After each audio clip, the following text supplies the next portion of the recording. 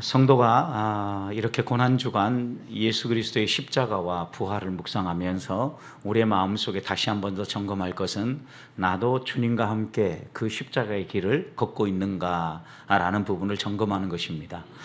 예수님과 함께 동행하는 삶은 예수님이 걸어가신 그 길을 우리도 따라 걸어가는 것입니다.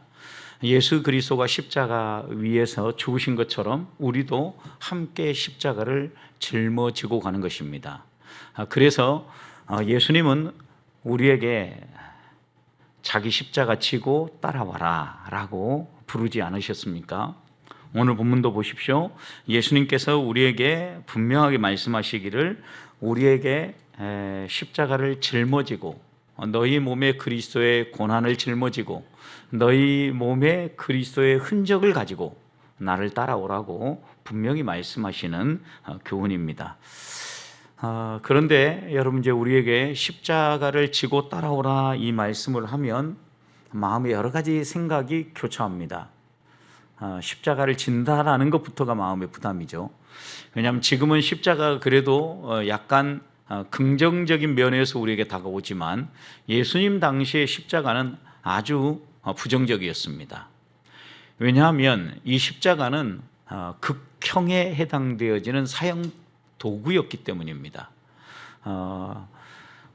평범한 사람들을 십자가에 매단 게 아니라 이 사람은 사회에 아주 악이다, 도저히 이 사람은 사회에 두면 사회가 망할 수밖에 없다라고 판단하는 이런 극악무도한 사람만 십자가에 처형했거든요.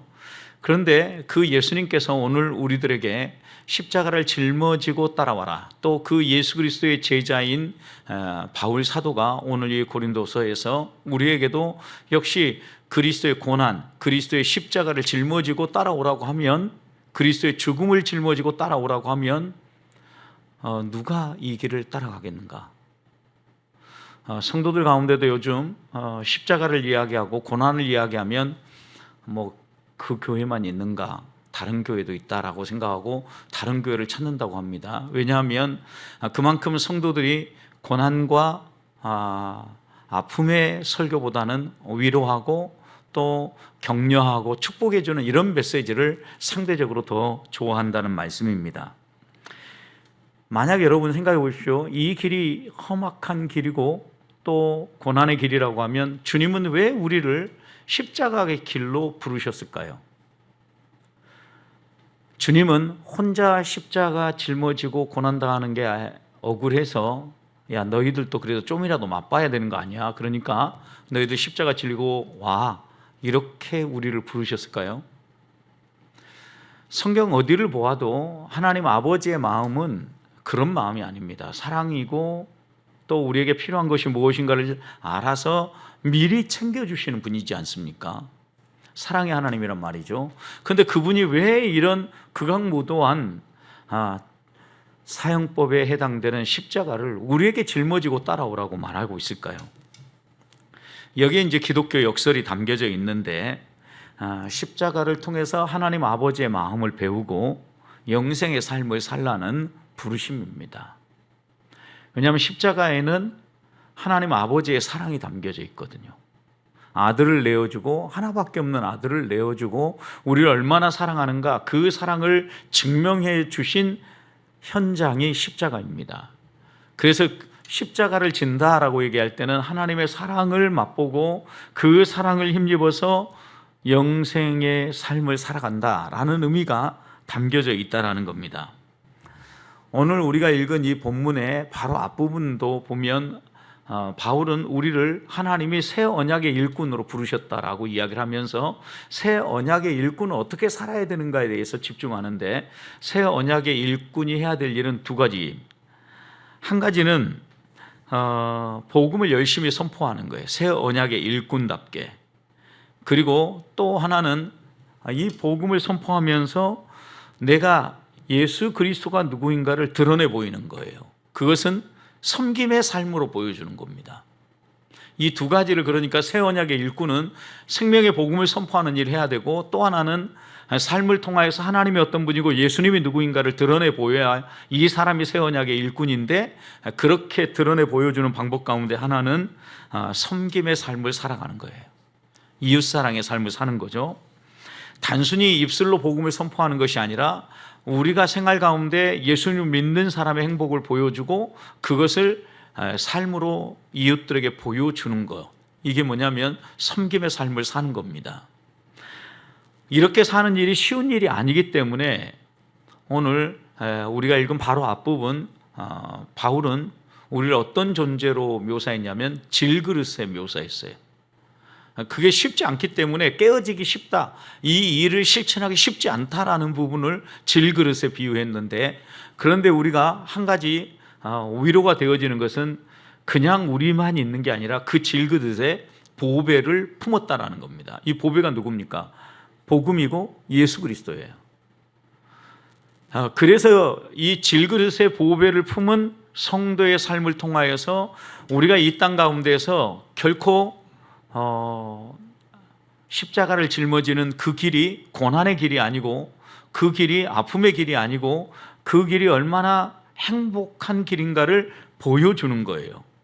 그래서 7절 보십시오. 우리가 이 보배를 질그릇에 가졌으니 이는 심히 큰 능력이 하나님께 있고 우리에게 있지 아니함을 알게 하려 함이라. 이유가 있다라는 거예요. 우리같이 연약한 우리가 십자가를 지고 따라오라는 것, 우리의 이런 연약한 질그릇 같은 존재들에게 예수 그리스도 보배, 영생의 복음을 주신 것, 그것은 이유가 있다라는 거예요. 그 이유가 무엇입니까? 우리에게 능력이 있지 않고 하나님께 능력이 있음을 알려주려 합니다. 여러분, 우리의 생각으로 하면 우리가 그 십자가를 지고 따라가는 것부터가 마음의 부담이고 감당할 수 없는 일이에요. 그런데 우리 안에 계신 보배 되신 예수님을 생각을 하면 그분이 우리에게 그 길을 걸어갈 수 있도록 도와줄 것이고 그분이 책임져 줄 것이기 때문에 능력이 내게 있지 않고 하나님께 있기에 이 길을 갈 수 있다라고 이야기를 하는 겁니다. 여러분, 성경에 보면 하나님은 토기장이로 묘사하고 우리는 그 진흙이라고 묘사하지 않습니까? 토기장이가 그 진흙을 가지고 무엇을 만들든 토기장의 원이에요.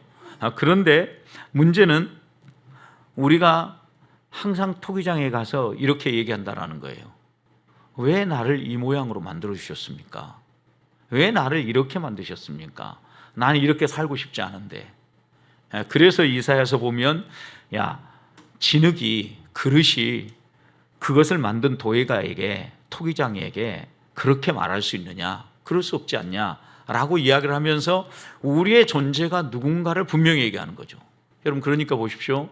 우리가 가만히 생각하면 십자가의 길을 도저히 걸어갈 수 없는데 너희가 어떤 존재인가를 생각하면, 너희의 정체성을 생각하면 이 십자가를 짊어지고 가는 길이 가능하다라는 거예요. 우리의 정체성이 무엇입니까? 우리는 질그릇이고 보배를 품은 질그릇이라는 걸 인정하는 거예요. 나는 깨어지기 쉽고 넘어지기 쉽지만 내 안에 예수님이 계셔서, 내 안에 하나님이 계셔서 그분이 나로 하여금 이기게 하시고 승리케 하신다라는 확신을 갖는 거예요.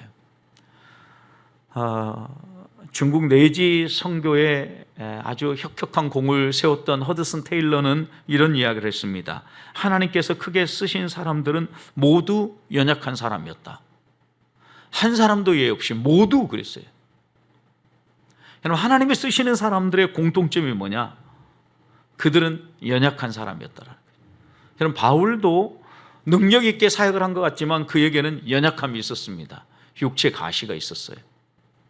여러분, 이런 거 하나하나를 생각해 보면 우리가 힘이 있고 능력이 있어서 십자가도 지고 어떤 일들도 감당하고 우리 안에 도저히 우리의 생각으로 할 수 없는 일들을 해내는 것이 아니라 하나님이 우리와 함께 하시기 때문에 이게 가능하다는 거예요. 여러분, 그러니까 하나님이 나와 함께 하신다라는 이 사실을 믿고 의지하는 사람이 새 언약의 일꾼이고 복음을 선포할 수 있고 그 사람이 하나님이 어떤 분인가를 자랑할 수 있는 사람이다 라고 바울은 지금 이야기하고 있는 겁니다. 실제로 한 집에 많은 그릇들이 있습니다. 교회 안에도 여러 성도들이 있습니다. 여러분, 그런데 하나님이 어떤 사람을 쓰십니까? 여러 종류의 그릇이 있지만 어떤 재료이냐가 중요한 게 아니었어요. 얼마나 깨끗하게 준비되었느냐, 거룩하게 자신을 준비하여서 주인의 쓰임에 합당하게 준비되어 있는 그릇을 쓴다 말씀하셨거든요. 여러분, 깨끗하게 준비하는 것뿐만 아니라 주인이 쓰시기에 합당하게 준비된 그릇이에요. 하나님이 쓰시고자 할 때 언제든지 쓸 수 있도록 준비되어 있는 사람이에요. 여러분, 어떻습니까? 여러분은 하나님이 쓰시기에 합당하게 준비되어 있으십니까? 명진아, 이것 좀 해라 그러면 네 알겠습니다라고 대답할 준비가 되어 있냐라는 거죠. 우리가 이게 지금 문제인 거죠. 우리는 깨끗한 그릇 돼야 된다라는 말씀을 아니까 어떻게 하냐면 교회 와서 열심히 회개 기도합니다. 그리고 깨끗해졌다라고 생각합니다. 천만의 말씀입니다. 이건 시작이에요. 시작. 회개하고 내 자신을 살피고 거룩하게 만드는 것은 시작이고, 그 다음 우리가 주인의 쓰임에 합당하게 준비되는 것, 이것이 중요한 거예요. 더 정확하게 성경이 뭐라 하냐면, 그러므로 누구든지 이런 것에서 자기를 깨끗하게 하면 귀히 쓰는 그릇이 되어 거룩하고 주인의 쓰심에 합당하며 모든 선한 일에 준비함이 되리라. 주인의 쓰심에 합당한 게 뭐냐라는 거죠. 주인이 쓰시려고 할 때 준비된 사람이에요. 준비되었다. 전 어린 시절 보이스카우트 했는데 보이스카우트 인사할 때마다 손가락 2개 하고 준비되어 있다. 준비. 항상 준비되어 있다.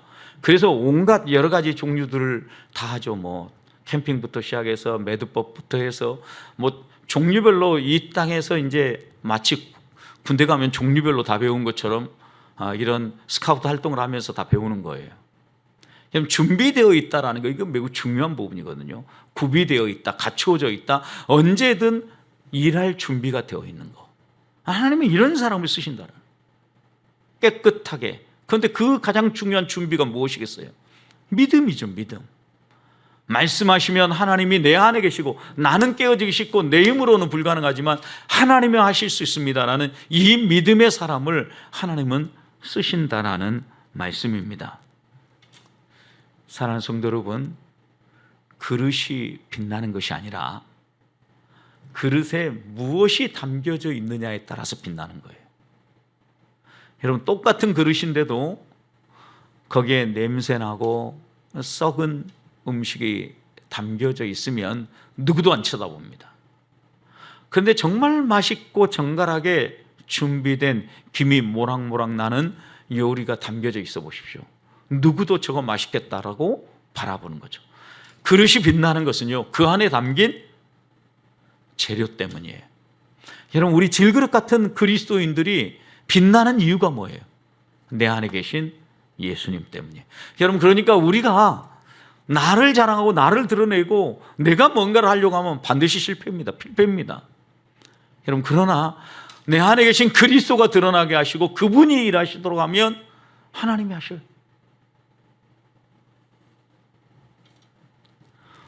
오늘 또 신정동 예배당 미팅을 하고 왔습니다. 미팅할 때마다 마음에 짐이 하나가 또 돌이 하나 또 올라오는 것 같아요. 이유는 한 가지입니다. 거기에서 드로잉하고 뭐 준비한 거 보면 다 하고 싶은데 전부 다 돈입니다. 그래서 오늘 또 언제 결제입니까? 또 우리 재정부장님 저한테 하시는 얘기가 목사님 이제 우리 잔고 얼마 남았습니다. 이렇게 얘기하시는데, 근데 저는 그래도 걱정이 안 돼요. 왜냐? 하나님이 시작하셨으니까. 하나님이 부도나게 하시든지 하나님이 어떻게 끌고 가시든지 어떻게 마무리할 거라는 확신이 하나 있어요. 저는. 왜냐? 그 믿음이 없었으면 이 일은 시작도 안 했어요.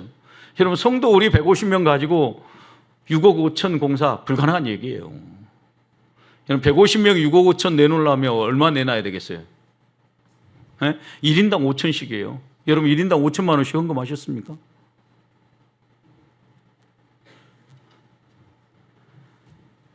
적어도 우리가 1인당 500만 원이구나. 500만 원, 5천이 아니라 1인당 500만 원씩을 내놔야 6억 5천이 나오는데, 여러분 가족 4명이면은 2천 내놔야 됩니다. 2천.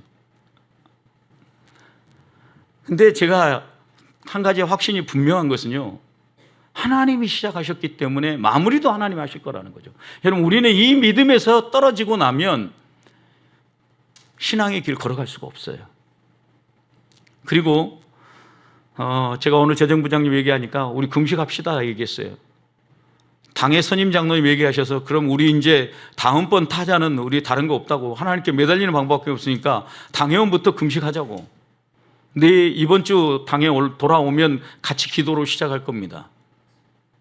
여러분, 그런데 이제 이런 모든 일들을 행할 때 왜 금식하고 하나님께 매달린다라는 이런 결론이 나오냐? 하나님이 시작하셨기 때문에 하나님이 마무리도 하실 거라는 거죠. 이 믿음을 가지고 우리 안에 계신 예수님, 우리 안에 질그릇 같은 깨어지기 쉽고 우리로서는 아무런 답이 없는 우리에게 담겨진 이 예수 그리스도가 드러나도록 해야 우리의 삶에 하나님의 역사가 나타나고 하나님의 이름이 드러난다는 거예요. 자, 질그릇 보배를 가진 사람의 특징을 보십시오. 그 다음 8절 보세요. 사방으로 우겨쌈을 당하여도 쌓이지 않는다 그랬어요. 이 얘기는 뭐냐? 아무리 누가 와서 짓누르고 아무리 누가 와서 찌부러뜨려도 찌부러지지 않는다라는 거예요. 이게 누구예요? 보배, 그리스도를 품은 하나님의 사람이에요. 일마다 다 막힙니다. 풀리지 않습니다. 그러면 우리는 어떻습니까? 풀이 죽습니다. 이래가지고 될까? 안 된다라고 생각을 합니다. 그러나 보배 대신 예수님이 우리 안에 계시면 쌓이지 않는다니까요. 찌그러지지 않아요. 만약 우리가 이걸 못 믿는다고 하면 하나님이 거짓말쟁이가 되건 아니면 우리의 믿음이 없건 둘 중에 하나예요. 그 다음도 보십시오. 답답한 일을 당하여도 낙심하지 아니하며 그랬어요. 여러분, 당장 내일 모레 결제할 날이 다가왔는데 수중에 돈이 한 푼도 없어요. 그럼 어떻습니까? 답답하죠. 답답해요. 그러나 여러분, 답답한 일을 당하여도 어때요? 낙심하지 않아요. 왜요? 우리 안에 그리스도가 계시기 때문에. 보배 대신 하나님이 함께 하시니까 그분이 길을 여실 거라는 믿음이 있기 때문이죠. 그 다음 이어서 9절도 보십시오. 박해를 받아도 버림받지 않습니다. 예수를 믿는다는 것 때문에 조롱을 받습니다. 미움을 받습니다. 그런데도 이 사람은 슬퍼하지 않아요. 버림받지 않아요. 오히려 당당합니다. 왜요? 예수님이 함께 하시기 때문에. 초대교회 교부였고 우리에게 누구보다도 신앙의 아름다운 교훈들을 많이 남겨줬던 순교의 제물이었던 터툴리아는 이렇게 얘기했습니다. 그리스도인들의 피는 씨앗이다 그랬어요. 한 사람 한 사람의 헌신, 한 사람 한 사람의 쏟아진 그 피는 씨앗과 같다라는 거예요. 여러분, 씨는 떨어지면요 더 많은 열매를 맺죠. 하나님은 우리가 박해를 받아서 어려움을 겪어도 하나님은 놀라운 일들을 하셔요.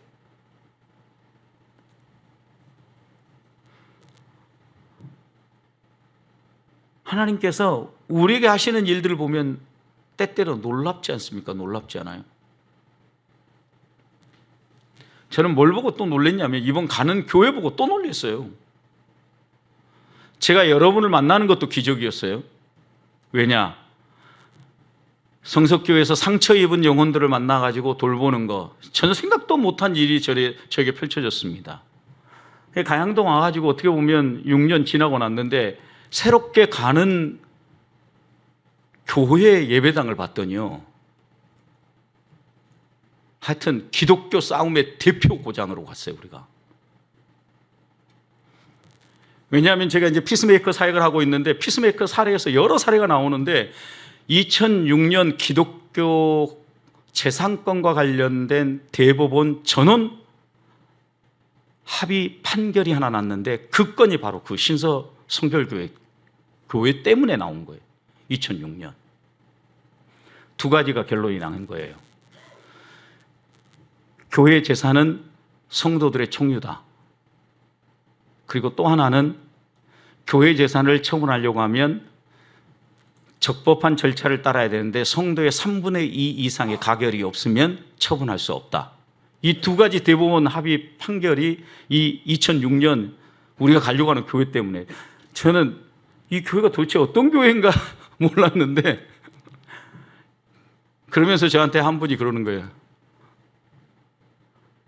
천상 피스메이커 이사 시킨 게 다 이유가 있다고.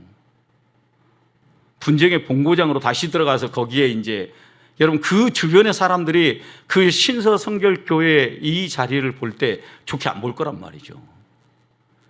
끝까지 치고받고 싸웠으니까. 오늘 또 저희가 갔는데 이제까지는 아무 말도 아파트에서 아무 얘기가 없었어요. 그렇게 두드러 부수고 안에 다 철거할 때도. 근데 외부 지붕 외관 공사 때문에 그 우리 인테리어 업체 사장님이 가서 조금 협조를 요청하면서 식대도 넣어드리고 뭐 여러 가지 하고 왔대요. 당장 민원이 들어와가지고 시끄럽다고. 그래서 왜 그러냐 그랬더니 저 교회가 아파트 건축할 때 아주 XX를 했대요. 여러분, 그러니까 우리가 지금 글이 들어간다는 얘기는 우리 교회가 어떤 교회인지 알고 하나님이 글이 보내시는 거예요. 여러분, 저는 그런데 이런 얘기를 들어도 낙심이 되는 게 아니라, 야, 정말 하나님이 일 시키려고 지금 또 준비하고 계시는구나, 이런 생각이 확 드는 거죠. 그리고 나서 어떤 사람은 10년도 안 남았는데 너 뭐 하는 거냐, 이렇게 얘기를 하거든요. 제가 은퇴하려면 10년도 안 남았어 이제. 근데 이렇게 얘기하니까 또 어떤 분은 저한테 그러는 거예요. 우와, 그렇게 많이 남았어 아직? 이 목사 할 일이 많네. 이렇게 얘기하시는 분이, 오늘 또 노회 모임에서 다녀왔더니 여러 가지 얘기들 다 하는 거예요. 그러니까 이런 일들을 들을 때마다 내가 어떻게 생각하느냐가 중요한 거예요. 내 안에 복음의 그리스도를 가졌다, 이게 매우 중요한 거라고요. 여러분, 그래서 그 다음 보십시오. 거꾸로 뜨림을 당하여도 어때요? 망하지 않고. 사람들은 그리 몰아넣어서 우리를 망하게 만들 수도 있고, 사람들은 우리를 거꾸로 뜨려서 어떻게 보면 쓰러뜨릴 수도 있지만, 방해꾼이 의도적으로 우리를 가로막고 장애물을 놓지만, 여러분 걱정할 필요가 없어요. 왜요? 우리 안에 보배 되신 그리스도가 계시기 때문에. 그리고 또 하나 감사한 게 있었어요. 교회 예배당에서요, 빨간 벽돌만 빼놓고는 다 교체해요. 지붕까지 다. 여러분, 그러니까 그분들이 알고 있었던 그 분쟁과 싸움의 본고장이었던 교회는 사라지고 십자가가 살아있고 복음이 살아있는 교회가 들어온다는 것을 선포할 수 있는 그릇을 만들어주는구나, 저는 그렇게 이해했어요. 세상에 어떤 공격이 와도 낙심하지 아니하고 깨어지지 않을 이유가 있다, 이 말이에요. 우리들이 이런 소망을 가지고 이런 기도를 가지고 나가지 않으면 성도의 당당함과 성도의 멋은 사라져버려요. 저는 우리 보배교회 성도들이 기도하면서 이런 십자가의 멋, 이런 십자가의 매력을 드러내 보이고 자랑할 수 있기를 주님의 이름으로 축복합니다. 자, 그래서 보십시오. 10절 보십시오. 예수의 죽음을 몸에 짊어진다는 의미가 무엇인가를 이렇게 얘기했어요. 예수의 생명이 또한 우리 몸에 나타나게 하려 함이라. 여러분, 예수의 죽음을 짊어진다는 의미가 무엇입니까? 예수의 죽음을 짊어진다는 것은 십자가를 짊어진다는 겁니다. 우리도 우리에게 맡겨주신 십자가를 짊어지며 예수님과 복음을 위해서 기꺼이 죽음을 각오하며 이 길을 걸어간다는 거예요. 왜요? 죽음 너머에 부활의 소망이 있고, 죽음 너머에 하나님 나라가 기다리고 있기 때문에, 하나님 나라를 위해서 내가 이 땅에서는 좀 망해도, 하나님 나라를 위해서 내가 이 땅에서는 좀 어려워도 그 길을 간다라는 거예요. 그게 뭐예요? 생명이 또한 우리 몸에 나타나게 하려고 하기 때문이라는 거예요. 성도 여러분, 우리가 우리 방법으로 생명을 드러내는 게 아니에요. 나는 죽고 내 안에 사신 예수님이 누구인가가 드러날 때 생명이 드러나는 거예요. 그러니까 보십시오. 예수 그리스도의 죽음을 우리 몸에 짊어진다. 예수 그리스도의 십자가의 돌을 짊어지고 그 십자가의 길을 걸어간다. 주님처럼 산다라는 거예요. 섬긴다라는 거예요. 베푼다라는 거예요. 그러면서 복음을 전한다라는 거예요. 여러분, 이럴 때 우리 안에 뭐가 나타나요? 예수의 생명이 나타나는 거죠. 여러분, 이게 뭡니까? 우리의 삶이 그리스도와 연합하여서 십자가 위에서 함께 죽고, 또 예수 그리스도가 부활할 때 연합하여 함께 살고, 이게 그리스도인들의 비밀이지 않습니까? 여러분, 이런 믿음의 비밀을 가진 사람들이 오늘 우리들이라는 사실을 잊지 않았으면 좋겠어요. 제가 선교지에 나갈 때마다 여러 가지 도전들을 받는데 중국 가정교회 지도자를 만날 때마다 항상 도전받았던 거, 이번에도 역시 마찬가지입니다. 지난 연초에 다녀오면서 또다시 도전받았던 것 가운데 하나는 이들이 계속해서 마음에 다지고 또 다지는 건 뭐냐? 항상 두 가지를 다진다는 거예요. 언제든 감옥 갈 준비. 목숨, 곧 목에 칼이 들어와도 예수 그리스도를 부인하지 아니하고 끝까지 예수 그리스도를 믿겠다라고 고백하겠다는 각오. 이 두 가지 각오가 없으면 지도자로 믿음의 길을 걸어가지 않는다라는 거예요. 여러분, 우리는 나를 부인하고 내 십자가를 지고 주를 따른다고 하면서도 이런 각오를 하면서 신앙생활을 하고 있냐라는 거죠. 하나님 앞에서 이런 신앙의 각오가 생기고 나면요, 안 될 게 없어요. 고민할 게 없어요. 그래서 11절 이렇게 얘기합니다. 우리 살아있는 자가 항상 예수를 위하여 죽음에 넘겨짐은 그랬어요. 우리 살아있는 자가 항상 예수를 위하여 죽음에 넘겨져요. 뭐 때문에 넘겨졌겠어요? 이 당시에는요, 예수 믿는다는 것 때문에 처형당하던 시절이에요. 우리 살아있는 자가 형장의 이슬로, 맹수의 밥으로 이렇게 잡혀가던 시기예요. 여러분, 이렇게 우리가 목숨 걸고 끝까지 각오하고 내 목숨을 담보하고 예수 그리스도에 대한 신앙 고백을 하는 것은 그 다음 예수의 생명이 또한 우리 죽을 육체에 나타나게 하려 합니다. 이게 뭐예요? 부활을 소망했다라는 거, 부활을. 여러분, 우리의 믿음의 선배들은요, 그냥 믿지 않았어요. 뭐 그냥 대충 멋지게 믿고 싶으면 믿고 믿기 싫으면 왔다 갔다 하고, 이런 신앙생활이 아니라고요. 여러분, 우리가 깨어지기 쉬워요. 넘어지기 쉬워요. 그렇기 때문에 우리 안에 보배 되신 예수 그리스도를 주시면서 예수의 죽음, 예수 그리스도의 십자가를 짊어지면서 우리 안에 예수 그리스도의 생명이 나타나기를 원하시는 거예요. 그런데 우리 살아있는 자가 항상 예수를 위하여 죽음에 넘겨져도 우리가 두려워하지 않는 것은 예수의 생명이 죽을 우리 육체에 드러날 것이기 때문에, 죽을 육체를 부활의 영광스러운 몸으로 변화시킬 것을 믿기 때문에 이렇게 나아간다 말씀하는 거죠. 여러분, 여기에서 분명히 이야기하는 게 있어요. 예수님의 생명은 두 가지 방향으로 나타나는데, 내적으로는요, 우리를 새 사람으로 만들어요. 외적으로는요, 죽음, 위험, 고난 무엇이 다가와도 두려워하지 아니하고 견디고 이기게 해주셔요. 다시요, 예수 그리스도의 생명이 우리 안에 나타나기를 원하는데, 우리가 예수 그리스도의 죽음을 짊어지고 예수 그리스도의 십자가에 함께 못 박혔다라고 하는 의미가 무엇인가를 지금 이야기하는 거예요. 바울이 그걸 이야기하는데, 그것은 우리 안에 내면적으로는 변화되어 새 사람이 되는 거예요.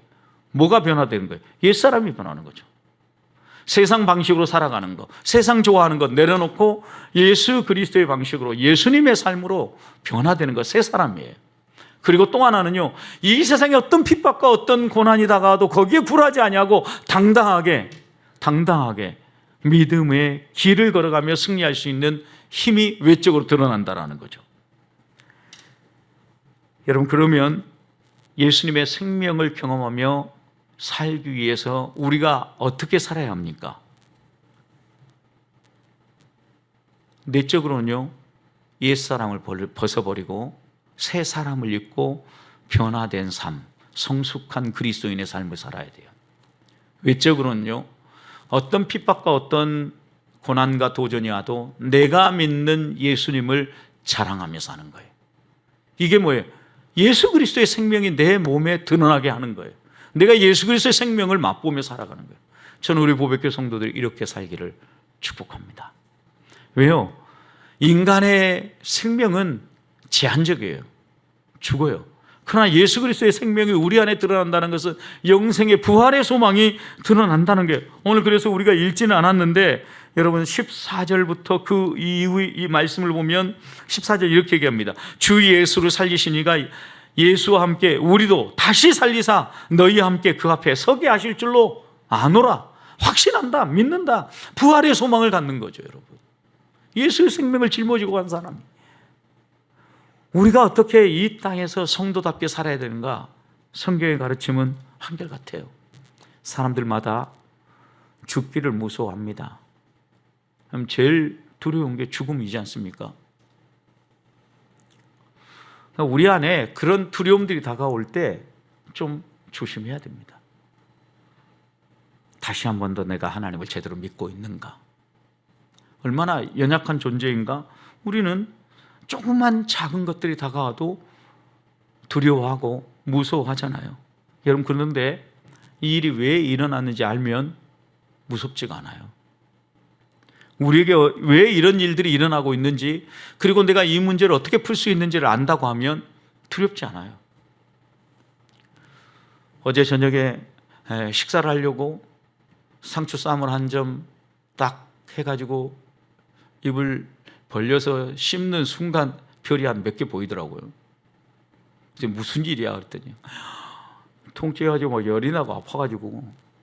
근데 제가 이제 임플란트 하고 있어서 처음에 계속해서 임플란트 하는 쪽 말고 반대쪽으로 계속 씹었거든요. 그랬더니 한 달 지나고 났더니 여기가 아파요. 막 입만 벌려도. 그래서 이제 타이레놀을 먹고 막 좋아져서 괜찮았다라고 생각하고 좋아졌거든요. 근데 어제 갑자기 또 이렇게 입을 벌려가지고 이걸 한번 씹는데 별이 몇 개 보여가지고 깜짝 놀래가지고 오물오물하다 밥을 먹었는지 안 먹었는지 모르게 마무리 짓고 그냥 했는데 걱정이 안 되는 거예요. 치과 안 가봐도 되냐고. 안 가도 된다고. 왜? 이거 분명히 그것 때문에 한쪽으로만 씹고 그쪽을 썼으니까 그러니까 타이레놀을 또 몇 끼 먹고 그 다음에 조심히 이 턱 관절 조심하면 좋아질 거라고. 여러분, 이제 어제 저녁만 해도 이게 이렇게 벌려서 설교도 안 될 것 같았는데 설교 지금 하고 있잖아요. 왜요? 무엇이 문제인 줄 알고 어떻게 해결해야 되는 줄 아니까 두려움이 없는 거예요. 여러분, 근데 우리는 너무나도 그걸 선명하게 잘 알고 있어요. 문제가 발생하면 어디로 가야 됩니까? 집에 주저앉아서 골방에 들어가는 게 아니라, 교회와 담 쌓고 주저앉아 있는 것이 아니라 교회에 나와서 기도해야죠. 다른 거 붙잡을 게 아니라 하나님을 붙잡아야죠. 그런데 상담을 하다 보면 힘들어서 교회 나가기 싫다는 거예요. 그러니까 교회 나오셔야 된다고요. 여러분, 우리의 마음 가운데 답이 있어요. 답.